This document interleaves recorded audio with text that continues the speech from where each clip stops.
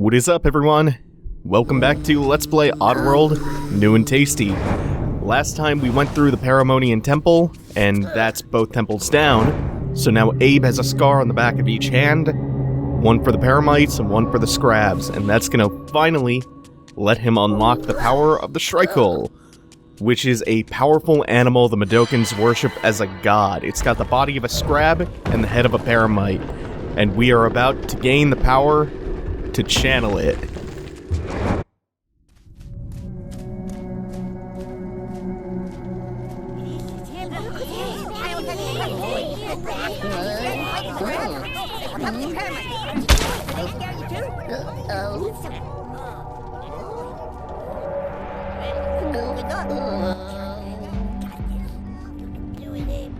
With hand scars complete, the spirits took form.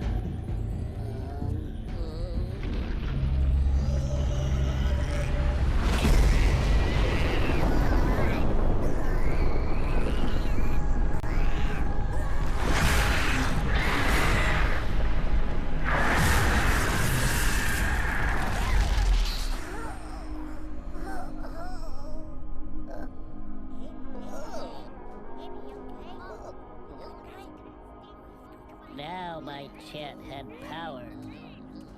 Rupture Farm should be warned.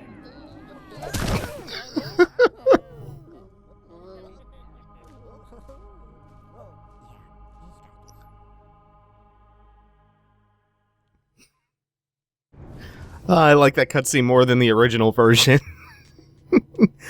So now, oh wow, sounds again a little messed up. But now we have the power to transform into the Shrykull. We have a limited use of this power, but we can gain charges of it as we rescue Mudokons.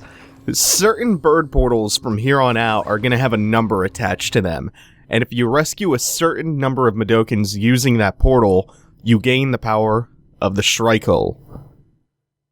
But now, we're heading back to... the name might be a little unfamiliar, the Free Fire Zone. This is the Stockyard, and we're heading back into Rupture Farms to shut down that whole operation and liberate the rest of the Mudokons. Not that I'm going to be doing that much liberating. But first we have one of these, which makes my shoulders tense, and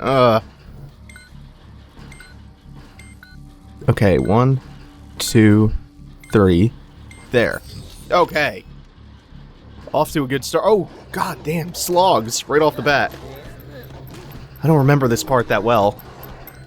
As we get deeper in, I feel like I'm remembering less. Oh, and you can see all the planets in the background that I didn't notice before, these little details of the background. This is by far one of the best looking areas of the game. I always love the Stockyards, the starry night in the background. Oh, this looks so good. Okay. There we go. Every couple of beeps, it will flash green for just a little bit longer. And so far, it seems like they might have made it uniform here. And that was not the right timing. Yeah, they might have made the timing for the time bombs or those things you have to defuse. Yeah, not time bombs. Just ordinary mines. I think they made those uniform so that it's every fourth beep they flash green for just a few frames longer. Alright, he goes back to sleep. The slogs are gone, which is handy because he woke up. So now they're not going to chomp my ass. So we'll just wait for him to patrol away and go back to what he was doing, which was sleeping. We can sneak past and defuse more bombs. Doot. Okay, there's my timing. 2, 3, and that. Oh. I hesitated. 3, 4. Okay. Yeah, it seems like it's every fourth beep for all of them so far. Here's what I'm noticing. Oh, shit. I wanted to walk forward a little bit before I did that hop. Whoa. Okay, maybe I'm not supposed to hang off the ledge here. No, there we go. Oh, okay. No, the mine knocking into him... Oh, this doesn't feel right. That worked, though. Mine knocking into him knocked me off the ledge. I thought you were supposed to hang off the ledge and wait for it to hit him. Apparently, this was the right way to do this, though. Which I didn't know that. Like, this bird portal takes us up here. More bombs to defuse. Strangely, I have not had that much trouble with the bombs so far, and that was probably the one aspect of this game that I was most afraid of. Oh, shit. My reactions were way too slow there, and just as I say, this is something I've not been having that much trouble with, surprisingly. There we go. I think that's the first death I had to, one of those bombs that you have to defuse. Okay. So here's, while I'm going through here, a little continuity nod that I forgot to mention when I was talking about, little continuity nods they added to, New and Tasty. I mentioned that either last time or a few episodes ago. One I caught while I was replaying it after my save file got corrupted a couple episodes back. There's a nod to Lulu, who you can see in the very early cutscene with Moloch the Gluckin. And Lulu's this kind of... By the way, that's one of the portals I was talking about, where you rescue a certain number of Mudokons, you get the Shrykull power. Sometimes you'll need it, sometimes they'll just unlock an optional area. And this should look pretty familiar to you. This is where we escaped towards the Stockyard in the first place, except we went left when we were heading towards the end of Rupture Farms the first time we came through here. Yeah, Lulu's this kind of fun, different type of Gluckin, because he wears this really funny pimp outfit, and he was kind of a loser until Abe comes along in one of the subsequent games, and he kind of sets him on this path towards the top. And Lulu pulls this almost con artist-like style donation system, and through that becomes one of the top Gluckins in Oddworld. Lulu's a really fun character. Really cool they gave a nod to him. Alright, need to trigger those slogs and the slig. So, come down here and possess him. And... I believe there... Whoa, there's more. I don't think those ones are hostile. I think the ones that come out of the kennel over here? Wait, is there not one? Oh, I thought there was a slog kennel over here. Okay. That's no problem. I guess I'll come over here and rescue you. Try not to run through the meat grinder. Follow me. Great. That was timed properly. I also dug further into that interview with Lorne Lanning that I was talking about last time. I found out some more crazy shit. The most interesting thing being that I learned in that interview was about someone who was working on Oddworld when it started out, and he tried to sabotage the project because he thought it was too immature. Like, he wanted to make a shooter because the popular perception at the time was that games were toys for kids, so the naive response was just, like, put more blood and gore and tits in. That'll make the game mature, and that's what some devs thought would help people take them seriously. Ring for service. So this guy goes to the publisher thinking that the publisher is gonna hate this cute, charming, bizarre Oddworld game and pull funding unless they switch gears and, you know, force them to make something quote-unquote mature. Oh, hold on. Not ribbit, not ribbit, ribbit. I don't have a good shorthand for those. It's essentially the same password system except with fewer necessary inputs because this is the first time in the game you encounter it. It's the same password system as before. Same game speak. The long whistle would be ribbit, the short whistle would be the other thing. And this is essentially the same thing as the temple with the flintlocks, except here you only need to hit a flintlock, or the equivalent of a flintlock at least. So, anyway, where was I? Oh, yeah, instead of this guy's plan to sabotage development, instead of that working out the way he thought, the publisher loved the idea behind Oddworld so much, and where they were at with the project, that they instead gave Oddworld Inhabitants more funding and more freedom to keep making Abe's Oddysee what it was.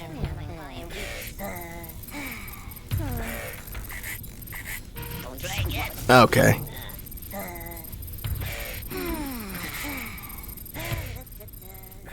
I didn't hear that one right the first time. Whoa! There is a command you can use with the sligs when you're possessing them to tell the Mudokons to duck or take cover or something, so they'll bow their heads a little bit lower so that you can shoot over them if there are other sligs around. Not gonna matter too much now, though. I think I lost 2, but I've lost way more than that throughout the course of this playthrough so far, so... Either way, I got the Shrykull power. You don't actually need the Shrykull power for, this trial. It just gives you access to a bunch of Mudokons to rescue, so you do need it if you're 100%ing the game. But if you're just doing a regular playthrough, doesn't matter that much. Oh, that reminds me, there were originally more Mudokons than the game indicated to you. Like, the game told you there was 99 to rescue.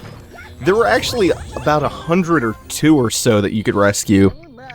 I wonder if this one lies too. Like, I wonder if there are actually more than 300.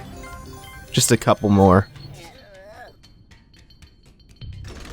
Oh, you know what? That also reminds me. By this point in the game, if you're going for the good ending, you should have noticed by now that once you've rescued more than half the Mudokons, which you should have done by this point, again, if you're going for the good ending, Abe's laugh changes to indicate when you've hit that 51+% marker for the good ending.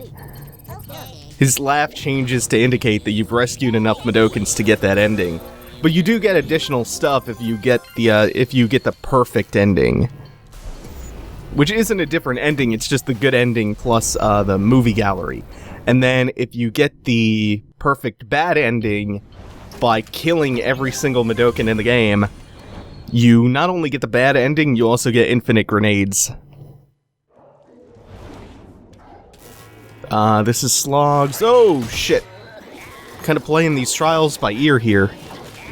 I think if I'm remembering this right, the first one that I did is probably the trickiest, because there are a couple of situations where you can get yourself stuck and have to start the trial over. Like, if you wipe all the sligs out before you've opened the gate, there's no way to spawn another slig, so you have to be a little bit careful with a couple of things you do. That's another Shrykull portal. We'll wait and zap him. There was a couple of other really interesting things I found in that interview. Oop, forgot to turn off the gate. For one, Lorne Lanning talked about how the Mudokons were meant to mirror the kind of real-world shamanistic cultures who were slowly exploited and corrupted by... Oh, yeah. I think I just have to run for it as soon... Wait a minute. Hold on, how do I... No, I have to wait a second. I have to sneak just like a couple of steps further and then I can make a break for it. Okay. Yeah, they were meant to mirror like real-world shamanistic cultures. And the idea was that just like a lot of those types of cultures in the real world, the Mudokons were exploited and corrupted by industrialists over time, and their culture was eroded until they no longer had self-sustaining societies, and they would just lose their cultural identity. And you could get a really good image of the after effects of that in-game and little glimpses of who the Mudokons as a race and a culture used to be. But that interview actually fleshes it out a lot. Subsequent games in the series also did a whole lot with the backstory. Especially Munches. Maybe I'll do that one day. I mean, there's really no reason why I shouldn't do the whole series, the whole Oddworld series. There's a bunch of other fun details in there too, like how Oddworld's 10 times the size of Earth. It's mostly a desert. It's based on the Hollow Earth theory. Lots of really out there stuff. They even mentioned, speaking of doing the whole series, they even mentioned the brutal Ballad of Fangus Klot in that interview. And I hope, if this game does well enough, that after the Munches remake, assuming that happens, really hope they do well enough, that Just Add Water can finally go back and make Fangus Klot. Because it sounded like a really interesting idea back in the day. The brutal Ballad of Fangus Klot was supposed to be this more traditional shooter using Stranger's Wrath as a foundation. And it was going to be a lot darker in tone, even than Stranger's was. And it was going to be about, like, cats and dogs, and if they had guns and drug trades and stuff.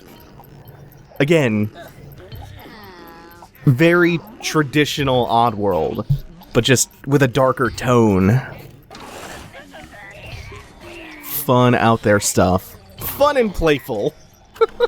Fun and playful drug cartels.